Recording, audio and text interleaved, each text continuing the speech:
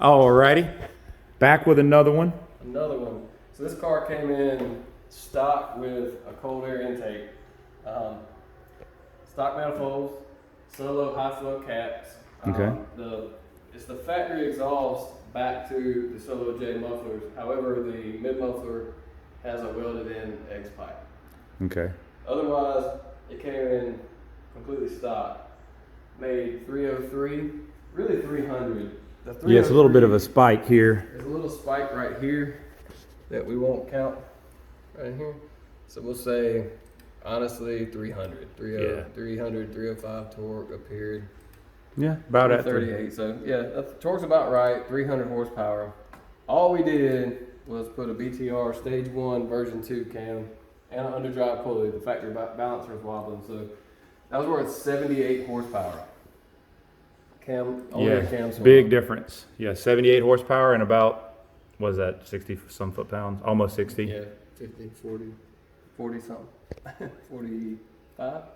Yep, almost 50. But yeah, of course the DOD delete, but yeah. I mean, nothing done to the heads or anything, stock head gaskets and head bolts. So pretty good standard increase, 380, 383 when you've got stock manifolds and some cats. Even though they're high flow, the cats on these cars are pretty restrictive, and the manifolds on Dusty's car were worth what, like 30? Yeah, it was very restrictive, and you can see it in the curve. We can show. I think that's why we have like a little bit of level off, and then it continues because that cam is wanting to make power all the way out there, but I believe the manifolds are sort of holding it back from doing so. Yeah, so let's compare my car, which had the version 1 stage 1 with the Solo Mach catback. So you had a better catback, but no high flows. No high flow cats and the stage 1 cam. Here's the green line. Was, you can see it kind of follows the same general, flat line here, and this one made a good 10 more. Yeah, pretty. I think I got a 370. Some pretty beefy gains in there, but yeah, so still about. I think I have a 370 one in there somewhere, just for. So yeah. There it is. Yep. 370. So a little cleaner, more, but still worth more. Manifolds on these really hold back the timing.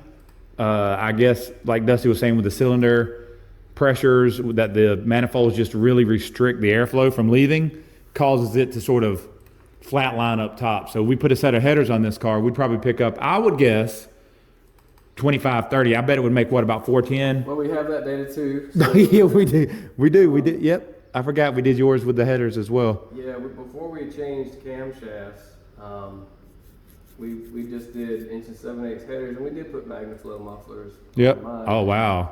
And, there you go. So you figure if...